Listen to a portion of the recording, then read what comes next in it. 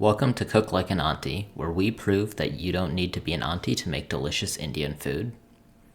Today, we'll make dal makhani, which quickly became one of my favorite weeknight recipes. This particular recipe is extremely creamy and savory without any buttermilk or heavy cream. It's a wonderful, healthy, homemade recipe. Start by putting 3/4 of a cup of whole urad dal in a bowl. Then add a 1/4 cup of rajma to the same bowl. Wash the dal and rajma about 3 or 4 times. You can skip the washing and soaking of the kidney beans if you're using canned beans. If you're wondering where to buy urad dal or any other ingredient in this recipe, I have links down in the description for everything you need to make this dal makhani recipe. Then add enough water to cover them and let them soak for 6 hours or overnight. Cover the bowl with a plate. The other ingredients you'll need are 1 sliced Thai chili, 2 cloves of minced garlic, 1/2 inch of ginger root skinned and chopped into small pieces, 1/2 a red onion diced, and 2 large tomatoes also diced. In addition, you'll also need these spices. If you need to buy any of them, I have links down in the description. Okay, let's get back to cooking. Add the dal, rajma, ginger, and sliced chilies to a large pot. Then add 3 cups of water to the pot. I'll be using an instant pot to cook the dal. I'll put it on the pressure cook setting for 30 minutes. You can also use a regular pressure cooker and cook for 10 to 12 whistles. If you don't have a pressure cooker, cook the dal and beans in a regular pot on a simmer covered for 90 minutes.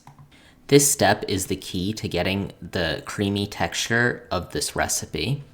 As you cook the dal and rajma for a long time in the water will thicken into a creamy texture. If you're finding this video helpful so far, please subscribe to this channel. I make videos that focus on homemade Indian food in the US. Now, back to the recipe.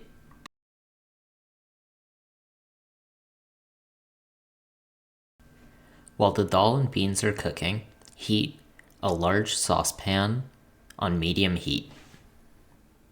Heat 1 tablespoon of ghee in the pan. If you want this recipe to be vegan, substitute the ghee for 1 tablespoon of vegetable oil. After the oil is hot, add 2 teaspoons of cumin seeds and cook until they crackle and dance in the oil. Then add the garlic and diced onions. You'll want to cook them until the onions become clear.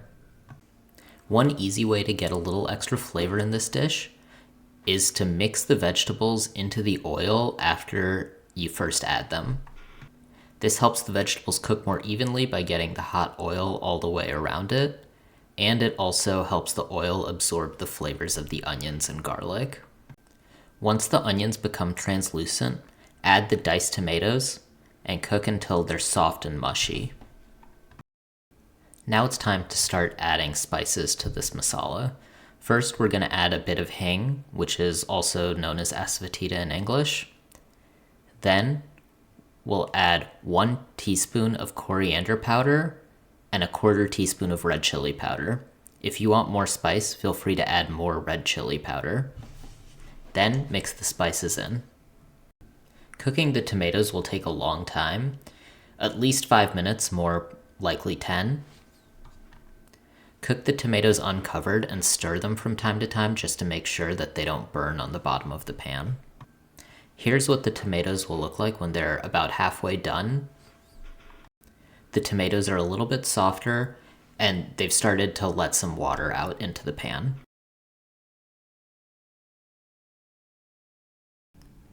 This is what the tomatoes look like when they're done cooking. As you can see, they're dehydrated and the water is in the pan now. Once the dal and rajma are done cooking, it's time to add it to this tomato masala. Include the water that you used while cooking the dal and rajma.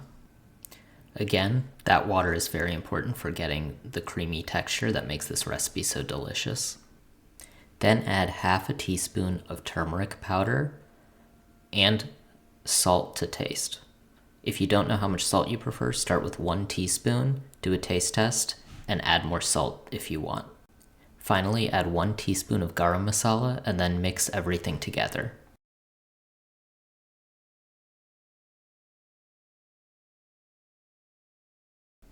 Now is a good time to do a taste test to see if you want to add any additional spices.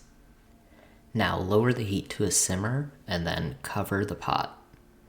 You'll want to cook on a simmer for about 15 to 20 minutes to let all the flavors soak together. Once again, stir occasionally to make sure it doesn't stick to the pot. Here's what the dal makhani will look like after it's simmered. As you can see, it's much thicker and creamier. The final ingredient in this dal makhani recipe is to add some methi leaves, which are fenugreek leaves. If you can't find methi leaves, you can also add methi powder. Mix it all together and you're ready to serve. Here's what the final dal makhani looks like.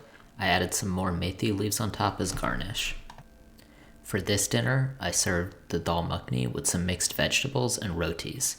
If you want to know how to make rotis, I already made a video on this channel, so check that out. Once again, if you found this video, please subscribe to this channel for more homemade Indian recipes. Next week, I have an Indian masala omelet recipe that's a lot of fun to make. Thanks for joining me. See you next time. Bye.